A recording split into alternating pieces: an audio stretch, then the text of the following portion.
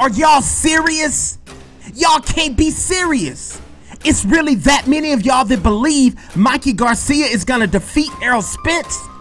And you Errol Spence fans, that as we grow closer to the fight, you keep hedging your bet. You're coming more to the middle. Oh, I don't know. It might be a good fight. I don't know, man. Get over on the Mikey Garcia side. We don't want you over here anymore. Cause I already made one video on this and I thought that was gonna be enough. Then I look at all the hundreds of comments and I see y'all need some more. So today you're gonna get more because there is a subtle shift that has happened and a lot of you haven't even noticed. And that shift is that an already dangerous world destroyer in Errol Spence Jr. has now on the inside become violent. That's right, violent. Errol Spence is now in a very violent state of mind. Y'all got Errol Spence in this state of mind. Is this your game? Huh? Is this your game?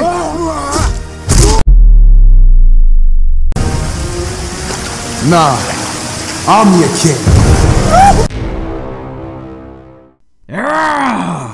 That's where it is now. That's where we are right now. And unfortunately, the person on the receiving end of all this is the great, and I'm not just saying that, the great Mikey Garcia. I am a huge fan of Mikey Garcia. He is an amazing fighter. He is a top-notch Class A superhero.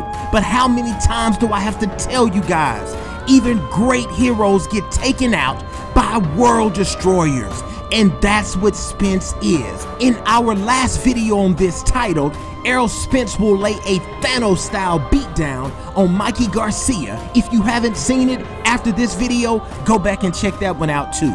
We described and styled Errol Spence as Thanos and Mikey Garcia as the Hulk. Well, in today's video, we will bring two new heroes to the forefront. We will also go deeper with the boxing insight and deeper into the mindset of these two men as they prepare to do battle on March 16th. And y'all know what this show is. Amazing Eric Show. Sports and laughs. It's all love. Ow! There is only one place I feel that I can start today's video. And that is addressing the Mikey Garcia fans. I have something to say to the Mikey Garcia fans. Y'all boy about to get worked. I'm sorry, he's about to get worked. But listen, stop taking that as me disrespecting him as a fighter. I know it's hard to separate it when I say that. I'm just trying to be honest with you. But I think Mikey Garcia is amazing. Absolute stud. If this was any other welterweight besides Errol Spence, I wouldn't be talking this way. In our last video we made on these two, we styled Mikey Garcia as the Hulk. The comment section was flooded. A lot of you guys were coming through. Yo, E, I think Mikey's more like Batman. And guess what? As I think about it, you guys are right. So in today's video, Mikey Garcia will be styled as Batman. And since we styled Errol Spence as Thanos in the last video, we are now going to flip it and style him as the OG of World Destroyers, Darkseid. And for the people who always ask me, why do you call Errol Spence a World Destroyer? He's just a regular fighter. No, he's not. I'm gonna tell you why he's not. Because the people that are closer to the action than you and I are know better than to mess with him. They are avoiding him. Besides Mikey Garcia and Terrence Crawford, there's nobody else around who even wants to deal with him. When a world destroyer shows up on the scene, everything changes. Heroes go into hiding. Think of big bad Keith Thurman.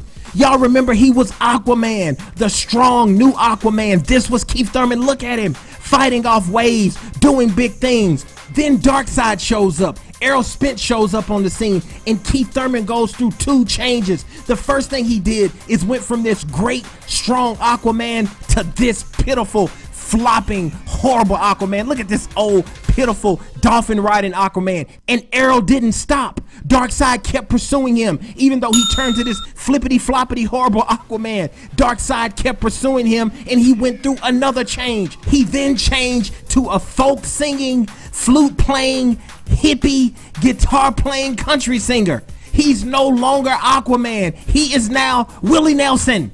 Yes, Keith Thurman changed from Aquaman, the great hero, all the way down to Willie Nelson. Shawn Porter used to be this great warrior, this guy who just wanted to fight everybody, and his daddy, they were just calling out Floyd. Oh, they were just big, jumping up in everybody's face, running up in the ring on Danny Garcia, doing whatever they had to do. Now the Destroyer is around, and Porter has changed. Now he's walking around being all philosophical, wearing these loud colored church suits. I'm not gonna call him Shawn Porter the Warrior anymore. He is now TD Jakes. Shawn Porter has changed. Errol Spence changed him from a warrior to TD Jakes in these church suits. Shawn Porter looks like somebody's pastor. This is what a world destroyer does. This is why I call him a world destroyer. And on March 16th, I'm telling you, you will see why. So what we're gonna do now is take a look at Errol Spence Jr. through the eyes of Mikey Garcia. Follow me as we travel into the mind of Batman and we break down this opponent. Okay, as Mikey looks at Errol Spence, we are now looking at Errol through the mind of Mikey. I think Mikey sees the obvious first. Big, strong fighter, wide shoulders, muscled up, built for power, built for speed. Mikey knows this. If you know Batman, sometimes he gets himself hurt and almost killed because he starts to feel himself a little too much. He kicks it with Superman and he starts to feel himself. And I think that's what Mikey is doing. He is looking at Errol through his eyes and he's seeing this, and Mikey is low-key thinking, I'm just as strong as him. Oh, that's what he's thinking. The same way Batman sometimes looks at Superman and other people and be like, I can do this, I can fight, and what does it do? It puts him in the hospital. Alfred has to patch him up. Mikey needs to be careful because I think he's making this same mistake. Now let's look at Errol as Mikey would look at him as a fighter. As far as what Batman thinks he can take advantage of on Errol Spence Jr., let's break that down a little further. The first thing I think Mikey Garcia sees in Spence that is a flaw is Errol Spence does tend to leave himself open while attacking because he is so attack oriented that he does do that from time to time. When Errol Spence throws his jab, as you see on this picture right here with Lamont Peterson, look, he's throwing that jab. He wants Peterson so bad, he does the bow and arrow. That is a boxing term for someone throwing their jab but pulling back their guard hand. In other words, he won't hold the phone. He does not leave that hand tucked up by his chin. He does have a tendency to do the bow and arrow. If you look at this picture, it is just like Errol is trying to shoot a bow and arrow. This is a dangerous move. I think Mikey has also noticed, look at this picture. When Errol attacks the body, we all talk about that. The body, the body, the body. What Mikey sees is that when Errol starts into those body attacks, he's hungry, he's relentless with it. He wants to break your soul. He does have a tendency to leave himself open. But guess what, Mikey Garcia and Mikey Garcia fans? That is only half of the picture. This is where your mistake is, because you see the openings, but you're not in there.